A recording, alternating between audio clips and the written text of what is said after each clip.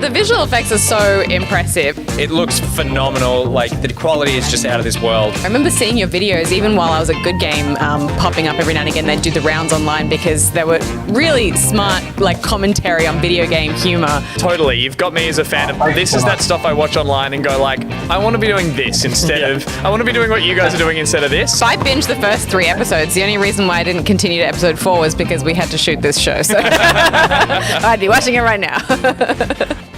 On? We're on! Hello, welcome to BackPocket for Wednesday, the 23rd of September, a mere 7 months before my birthday. Tonight on the show, Furious Fingers, Furious Fathers and their Furies, and Furious fans who are still waiting on their pocket. I'm your host, Nick Boy Richardson, but I can't do it alone. And they're mainly bad, except for a very small list that I deem worthy. Someone I do deem worthy, though, are FuryFingers, who are a Australian production crew. Yeah, look like YouTuber turn full production house, I guess is the best way to describe them. Totally, who have made a YouTube series about gamers. We're going to have a chat with the co-writers and co-directors of that in a moment, but first, let's take a look at FuryFingers' latest.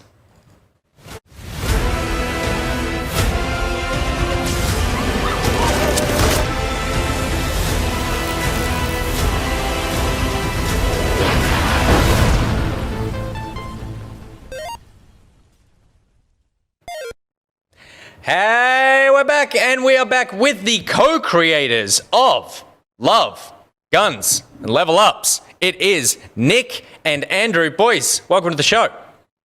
Hey, thanks for having us, guys. You are very welcome. Congratulations on the launch of the series. In terms of web series, I thought that we had production quality on our show, and I realized trash. And I'm sorry, Pete. No, it's fine. I literally changed 3 lights and cameras between while that trailer was. Does it feel good to get it out in the world? Yeah, go. It feels great. It feels like it's like all the stress is gone now. We can start to relax and do the chores around the house we've been ignoring. You clearly haven't read the comment section then. Isn't that like where all the stress suddenly comes on? Yeah, it's been a long journey, and this is like the beginning of a new chapter. It's like, it's been so much build up to this point, so much work's been put into it, all really for this point, which is like to actually show it to people, which is kind of weird because you kind of forget that after so long, you kind of forget that that's the purpose, is to get this out into the world for people to watch it, not just for us. But your channel's been around for a while. I remember seeing your videos, even while I was at Good Game, popping up every now and again. They'd do the rounds online because they were really smart, like commentary on video game humor. I mean, I feel like, are you just playing games all the time and encountering those moments of absurdity and then just wanting to make something out of it? Yeah. We've got our radar on, so if something peculiar happens, like the red barrel scenario, I'm sure you're That's my familiar with. favorite. I love the Tomb Raider video is my favorite for sure. Yeah. So, what we can write about when we're playing games and stuff.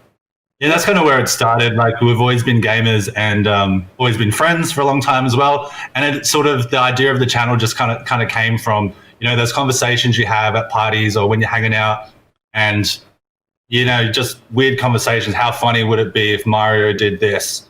Or how funny would it be if this happened in this game? And then we just thought, why don't we just do it and see what happens? So just having fun with it. That's what sets you apart. I mean, everyone has those conversations over beers, but you guys actually went and made something. That's epic. And can you guys talk us through like what we're seeing now? Obviously, you guys have had the YouTube channel and had success with those videos, but this is more of a series. Can you talk us through what it actually is? Okay. It's basically a 6-part web series. We're calling it a action adventure rom-com. Pretty all over the shop.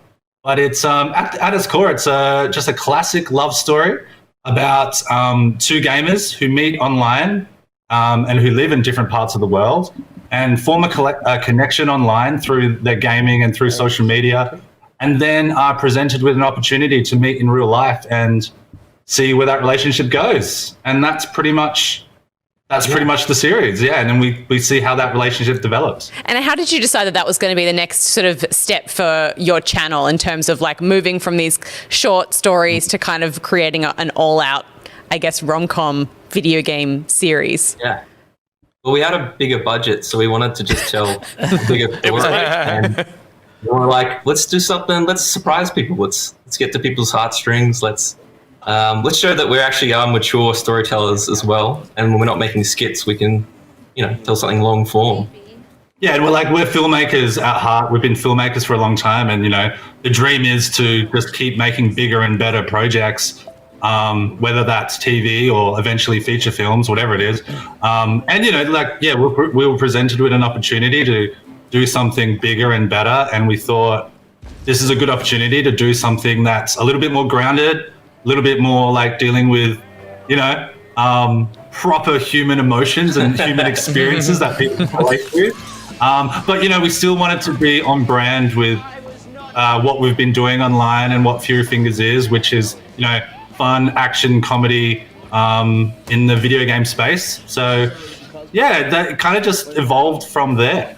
And obviously, like, setting it within the world of video games gives you guys pretty broad sort of idea. Like, you've got the whole canvas of video games to choose from. Was that in any way intimidating? Like, you're not just setting it about two people in an apartment in St Kilda. It's like they play video games. Was that liberating or a bit also full on?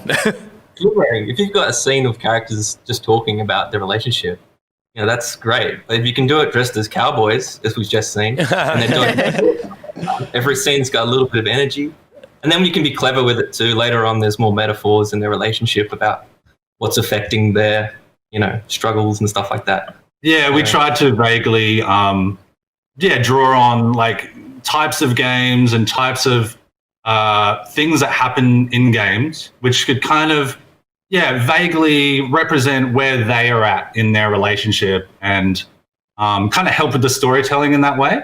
So yeah, like it was great because we got a whole world of video game places we could place these characters, and how does that situation, the stress and anxiety and pressure of that situation affect them in their relationship. So one of the things I like about your show that say something like what was Spielberg's Ready Player One. Ready Player One is that Ready Player One is all about getting to the next reference, whereas you guys are using references, but that's just part. The story is the core, and the references are just the color that's attached to this relationship.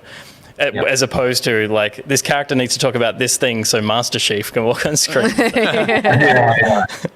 Yeah, we purposely all the games that are in the series, they're very clearly inspired by games, but we don't we don't name drop any Screen Australia gave you some money, but not license money. Exactly.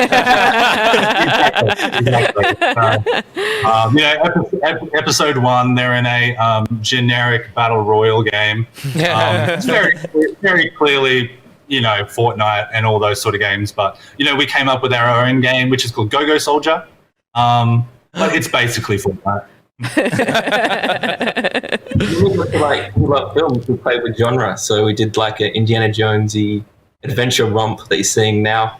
Yeah, so that's Ebb 2. What you're seeing there, that's very The Mummy. But also there's that game. The name escapes me. There's a multiplayer game that people play now.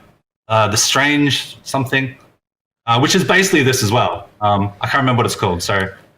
There's so many games. So many games. And obviously it keeps it exciting for you guys. You're telling the core story of the relationship, but getting to set it in all these amazing scenes on a production level as well. Can you talk us through a little bit of obviously great costumes, special effects, all that kind of stuff? You guys had a strong background in that beforehand? Yeah, well, through our YouTube channel, it's what we've been doing for a few years now. I mean, on a much smaller scale, but we're from Adelaide and we're pretty involved in the Adelaide arts and creative community. So, I mean, we couldn't make these films without the help of a lot of other people. So like you mentioned costumes, a lot of the costumes that we use come from cosplayers and cosplay friends that are good friends of ours who we love collaborating with and who are always willing to do stuff with us. And then, location wise, again, when we were writing it, we kind of had locations in mind. Mm-hmm. So we knew that everything was kind of achievable. Yeah. Yeah. It's nice that you didn't have to set everything at a vineyard or a church. Even though you made sense. That's at 3. That's at 3. Or in a barrel. A very, very local reference, but everyone shoots things in Port Adelaide. The visual effects are so impressive, and I feel like maybe these kinds of visual effects are becoming. I don't want to say more accessible because. I mean, I certainly can't do it, but in terms of some of the stuff that you've done in the past, even they're just like super impressive to be able to see the kinds of stuff that you're making. Do you think that there's kind of more room for people to be creative and make their own stuff now that you can kind of like? I guess just start trying. Yeah. Keeping in mind that if you do inspire people tonight, they are trying to take the money that you are also applying. Cutthroat out there. We can do whatever we want. We feel like we write first and we sort of keep in mind the general scope of what we can do with VFX. But generally, particularly with a story like this where there's a lot of charm, we can get away with a lot. So. But yeah, like it's pretty achievable. Like you were saying, there's tutorials for everything. It's like I'm not so much a VFX guy. It's more so Nick and our other collaborator Dan.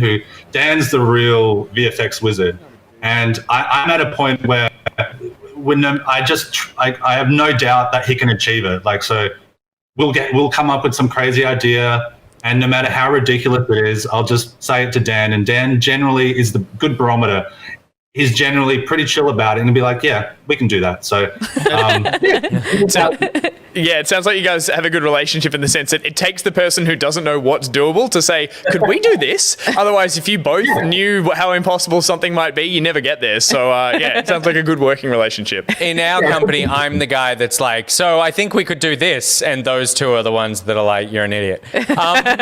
Finally, you did mention that you're all happy because it's out now. And then this is the calm and you get to enjoy it. But also, we're all creatives. We know that what you actually get is one day, maybe 1 week before you start going, well, better start lining up the next thing. Otherwise, just nobody eats food. So what is it that you've got planned next? Do you guys like have day jobs and this is on the side, or have you got another project coming up?